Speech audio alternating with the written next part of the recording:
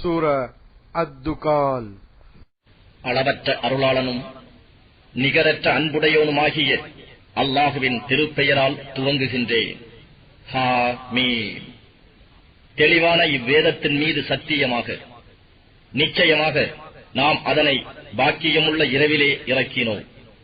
நிச்சயமாக நாம் அதன் மூலம் எப்பொழுதும் அச்சமூட்டி எச்சரித்துக் கொண்டே இருக்கின்றோம். அதில் அறிவார்ந்த ஒவ்வொரு கட்டளையும் தெளிவாக பிரிக்கப்பட்டுள்ளது. அக்கட்டளை நம்மிடம் இருந்து வந்ததாகும். நாம் நிச்சயமாக தூதர்களை அனுப்புபவர்களாக இருந்தோம். அது உம்முடைய இறைவனிடம் இருந்து வந்துள்ள ரஹ்மத்தாகும். நிச்சயமாக அவன் யாவற்றையும் செவி ஏற்பவன், நன்கு அறிபவன். நீங்கள் உறுதி உடையவர்களாக இருப்பின் வானங்கள், பூமி இவ்விரண்டுக்கும் இடையில் உள்ளவை ஆகியவற்றிற்கு அவனே இறைவன் என்பதை காண்பீர்கள். அவனை அன்றி வேறு நாயன் இல்லை. அவன் உயிர்ப்பிக்கிறான், அவனே மரிக்கச் செய்கிறான். அவனே உங்கள் இறைவனாகவும் முன் சென்ற உங்கள் மூதாதையரின் இறைவனாகவும் இருக்கின்றான். ஆனால் அவர்கள் சந்தேகத்தில் விளையாடிக் கொண்டிருக்கிறார்கள். ஆகவே வானம் ஒரு தெளிவான புகையை கொண்டு வரும் நாளை நீர் எதிர்பார்ப்பீராக. அப்புகை மனிதர்களை சூழ்ந்து கொள்ளும். இது நோவினை செய்யும் வேதனையாகும் என அவர்கள் கூறுவர். எங்கள் இறைவனே, நீ எங்களை விட்டும் இந்த வேதனையை நீக்குவாயாக. நிச்சயமாக நாங்கள் மூமீன்களாக இருக்கிறோம் என கூறுவர். நினைவுறுத்தும் நல்லுபதேசம் அவர்களுக்கு எவ்வாறு அந்நேரம் பயனளிக்கும்? முன்னமேயே சத்தியத்தை விளக்குபவரான தூதர் அவர்களிடம் வந்திருக்கின்றார். அவர்கள் அவரை விட்டு பின்வாங்கிக் கொண்டு மற்றவர்களால் இவர் கற்றுக் கொடுக்கப்பட்டவர், பைத்தியக்காரர் என கூறினர்.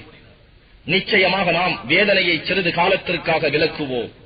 ஆனால் பின்னரும் நீங்கள் நிச்சயமாக தீமையின் பக்கம் திரும்புபவர்களே. ஒரு நாள் நாம் உங்களை பெரும் பிடியாக பிடிப்போம். நிச்சயமாக அந்நாளில் நாம் பழி தீர்ப்போம். அன்றியும் நாம் இவர்களுக்கு முன்னே ஃபிர்அவுனுடைய சமூகத்தவரை நிச்சயமாக சோதித்தோம். கண்ணியமான தூதரும் அவர்களிடம் வந்தார். அவர் கூறினார், என்னிடம் நீங்கள் அல்லாஹுவின் அடியார்களை ஒப்படைத்து விடுங்கள். நிச்சயமாக நான் உங்களுக்கு நம்பிக்கைக்கு உரிய இறை தூதனாவேன். அன்றியும் நீங்கள் அல்லாஹுவுக்கு எதிராக உங்களை உயர்த்திக் கொள்ளாதீர்கள்.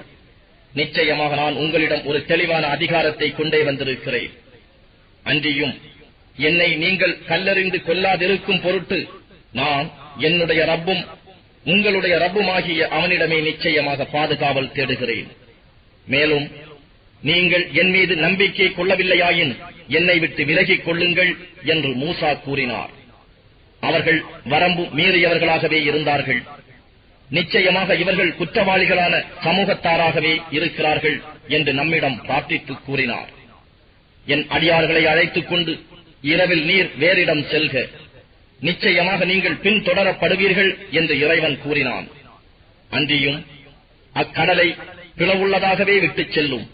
நிச்சயமாக அவர்கள் அதில் மூழ்கடிக்கப்பட வேண்டிய படையினராகவே இருக்கிறார்கள் என கூறி இறைவன் ஃபிர்அவுனையும் அவன் படையினரையும் மூழ்கடித்தான். எத்தனை தோட்டங்களையும் நீர் ஊற்றுக்களையும் அவர்கள் விட்டுச் சென்றார்கள். இன்னும் எத்தனையோ விளை நிலங்களையும் நேர்த்தியான மாளிகைகளையும் விட்டுச் சென்றார்கள்.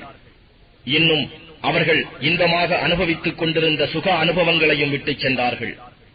அவ்வாறே முடிவு ஏற்பட்டதும் அவர்களின் உடைமைகளுக்கு வேறு சமூகத்தாரை வாரிசாக நாம் ஆக்கினோம்.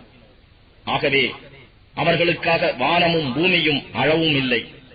தப்பித்துக் கொள்ள அவர்களுக்கு அவகாசம் கொடுக்கப்பட்டவர்களாகவும் அவர்கள் இல்லை.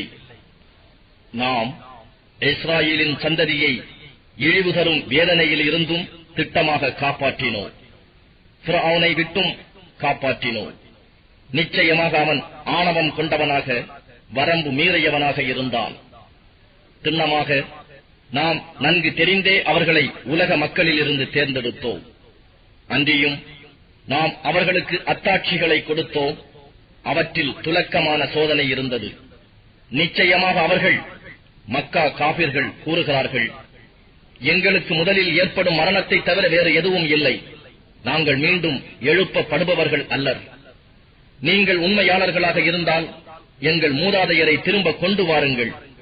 இவர்கள் மேலா அல்லது துப்பஓ சமூகத்தார்களும் அவர்களுக்கு முன் இருந்தவர்களுமா?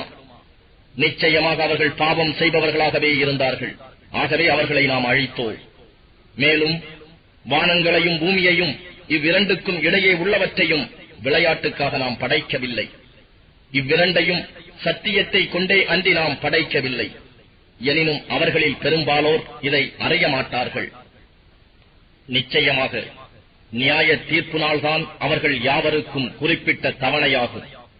ஒரு நண்பன் மற்றொரு நண்பனுக்கு எவ்வித பயனும் அளிக்க முடியாத நாள். அன்றியும் அந்நாளில் அவர்கள் உதவி செய்யப்படவும் மாட்டார்கள். எவர்கள் மீது அல்லாஹ் அருள் செய்கிறானோ அவர்களை தவிர. நிச்சயமாக அவன் யாவரையும் மிகைத்தவன், மிக்க கிருபை உடையவன். நிச்சயமாக ஜக்கூம் கள்ளி மரம், அதுவே பாவிகளுக்கு உரிய உணவு. அது உருக்கப்பட்ட ஈயத்தை போல் இருக்கும். அது அவர்களுடைய வயிறுகள் கொதிக்கும். முடிவில்லாமல் சூட்டை பெற்ற வெந்நீரை போல் அது கொதிக்கும். அவனை பிடித்து கொழுந்து விட்டெறியும் நரகத்தின் மையத்துக்கு இழுத்துச் செல்லுங்கள். பின்னர் தலைக்கு மேல் வேதனை கொடுக்கும் கொதிக்கும் நீரை ஊற்றுங்கள். நீ இதை சுவைத்துப் பார். நிச்சயமாக நீ வல்லமைசாலியாகவும் சங்கையுடையவனாகவும் இருந்தாய். நிச்சயமாக இதுதான் நீங்கள் சந்தேகித்துக் கொண்டிருந்தீர்களே அதுவாகும் என்று அவர்களிடம் சொல்லப்படும். பயபக்தி உடையவர்கள் நிச்சயமாக அவர்கள் அச்சமற்ற பாதுகாவலான இடத்தில் இருப்பார்கள். சுவனச் சோலைகளிலும் நீர் ஊற்றுகளிலும் இருப்பார்கள். சுந்துஸ், இஸ்தபரக் ஆகிய அழகிய பட்டாடைகள், பீதாம்பரங்கள் அணிந்து ஒருவரை ஒருவர் முகம் நோக்கி இருப்பார்கள். இவ்வாறே அங்கு நடைபெறும். இன்னும் அவர்களுடன் அழகிய ஒளிமிக்கதுமான கண்களை உடைய ஹூர் இனை துணைவியராக்குவோம். அச்சமற்றவர்களாக சகலவித கனிவகைகளையும் அங்கு கேட்டு பெற்றுக் கொண்டும் இருப்பார்கள். முந்திய மரணத்தை தவிர அங்கு மரணத்தை அவர்கள் அனுபவிக்க மாட்டார்கள். மேலும் இறைவன் அவர்களை நரகத்தின் வேதனையை விட்டும் காப்பாற்றி விட்டான். இதுவே உங்களுடைய ரப்பின் அருட்கொடையும் இதுவே மிக பெரிய பாக்கியமும் ஆகும். அவர்கள் அறிந்து நல்லுபதேசம் பெறுவதற்காக இதை நாம் உம்முடைய மொழியில் எளிதாக்கினோம். ஆகவே சன்மார்க்க எதிரிகள் நேர்வழியில் வராவிடின் அவர்களுக்கு வரவிருக்கும் வேதனையை வழிபார்ப்பீராக. நிச்சயமாக அவர்களும் வழிபார்த்து இருப்பவர்களே.